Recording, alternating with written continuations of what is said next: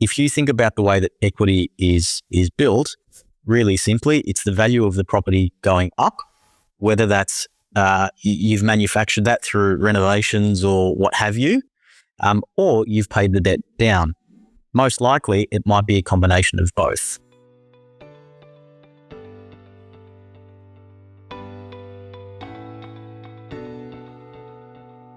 Welcome to 360 Money Matters, where financial planners Billy and Andrew talk all things financial planning. This podcast aims to increase your knowledge and confidence with all things money. Each week, they will cover topics like wealth creation strategies, investment principles, creating passive income, paying off your debt faster, and much, much more, so you can live a life on your terms without limits.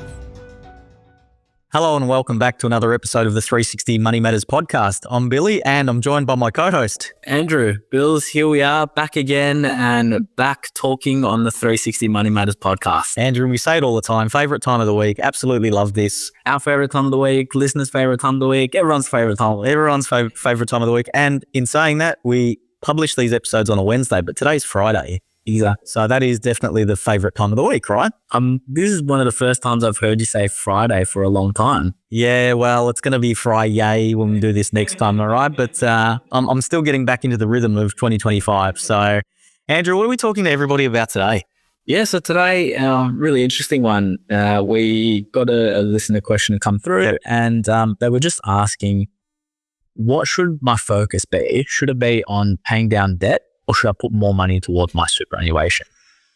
Now, we don't have any details. We didn't have a name, actually.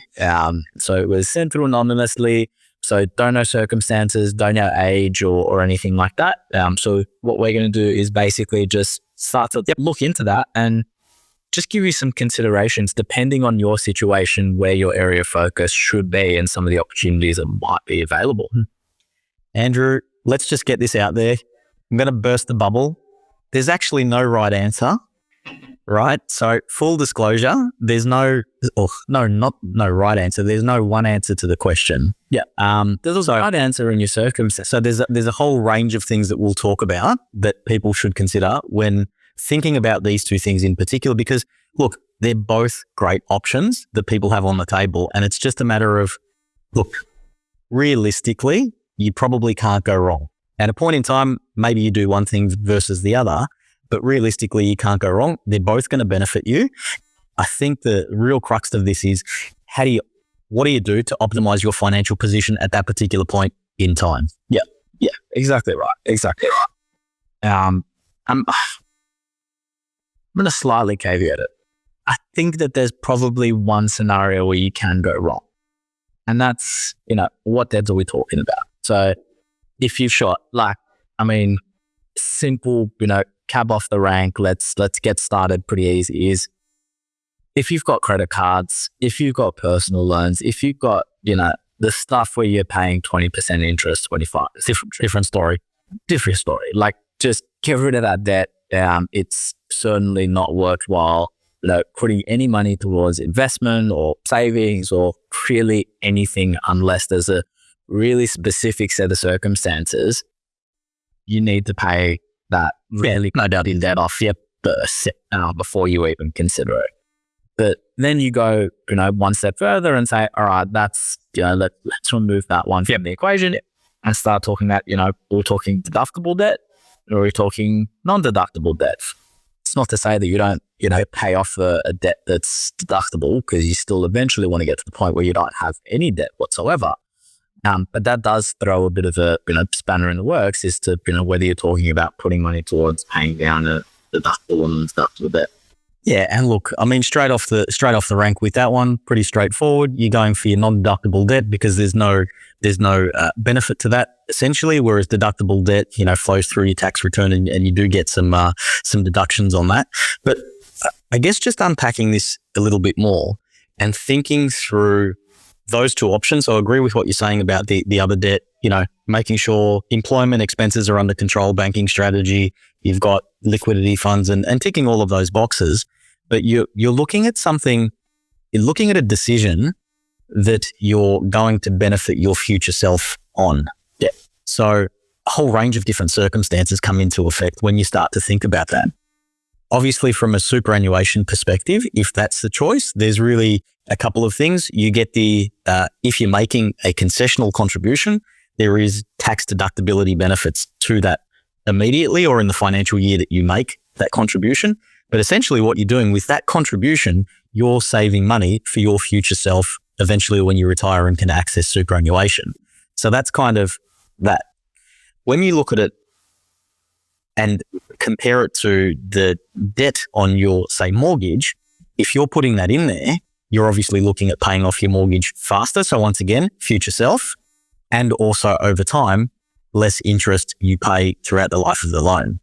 And I think a lot of those things, when you think about the longer term nature of both of those, really depends of where you're at in your life at that particular point in time. Yeah, exactly right. And also how much risk that you ultimately want to take on. I mean, I've seen scenarios, particularly if you're comfortable taking that level of risk on, where you say, you know what, I'm comfortable entering into retirement, with debt.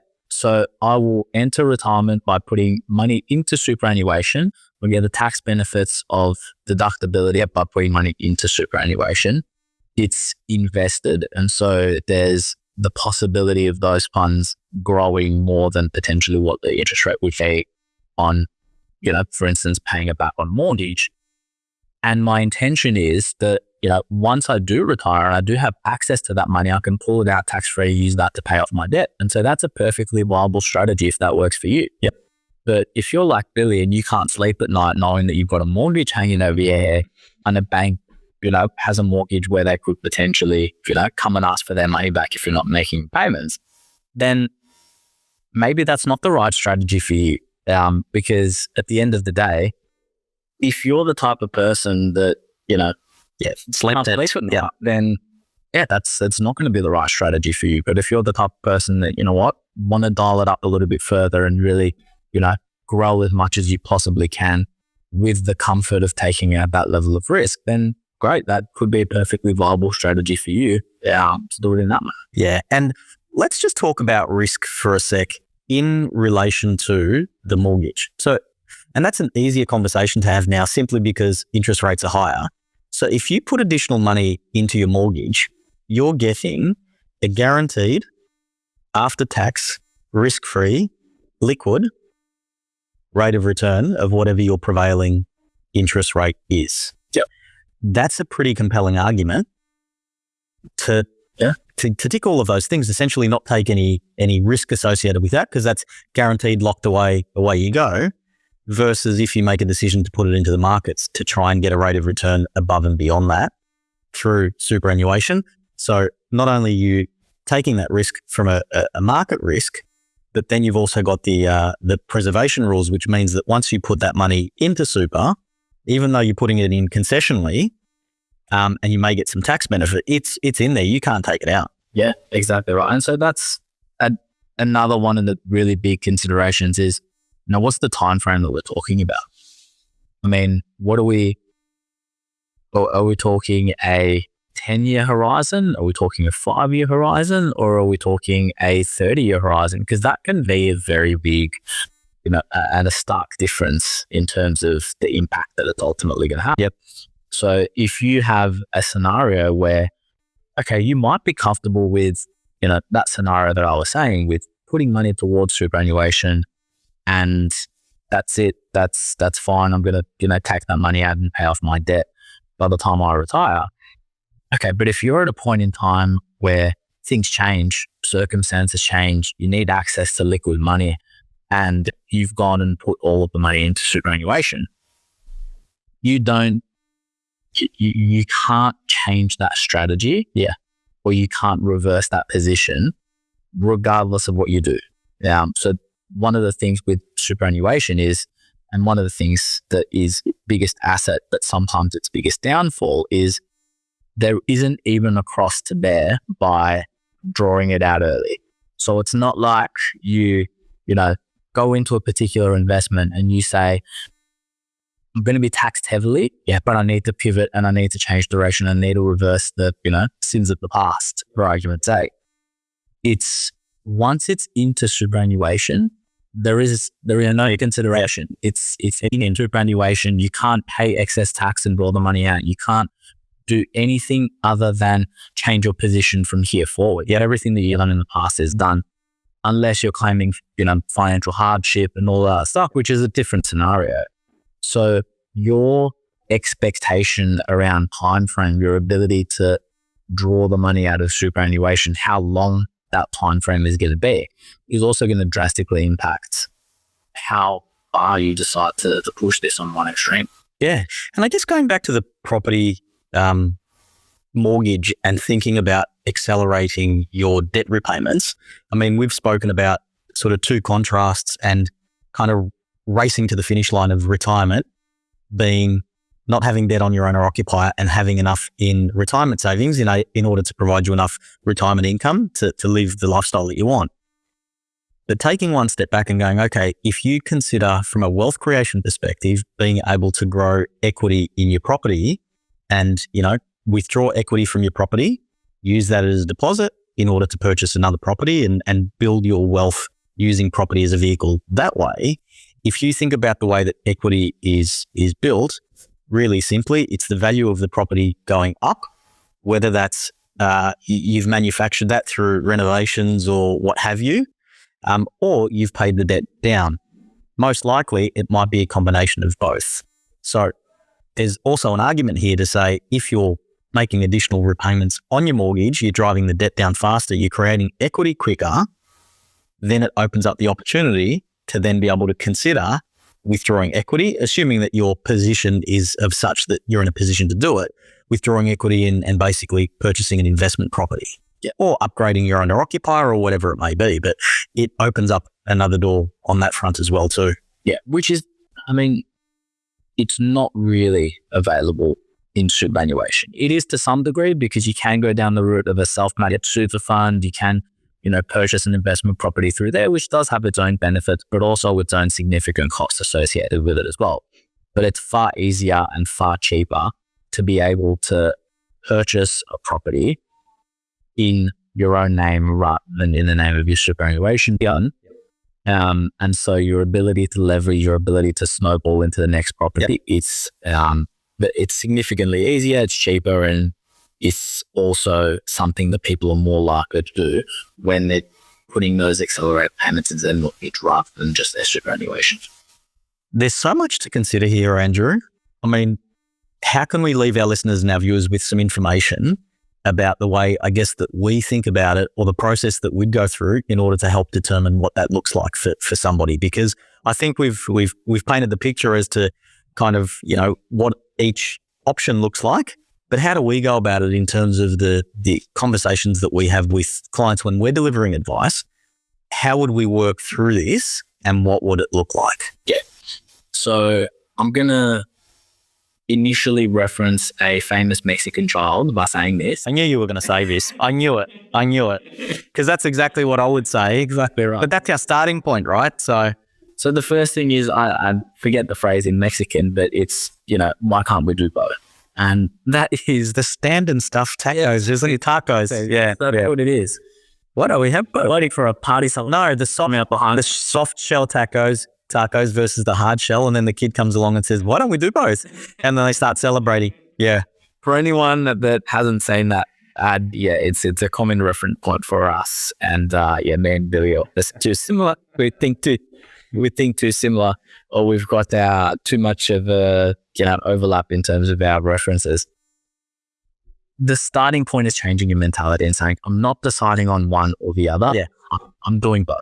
Yeah. So in many, many, many instances, I'd say 99% of instances, it's both at the starting point. Yep. And so what you're deciding on is not necessarily 100% one, 0% the other.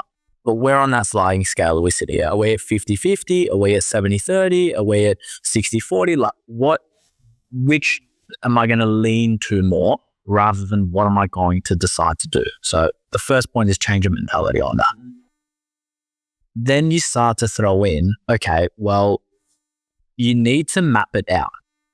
Now, a starting point for me is what am I trying to achieve?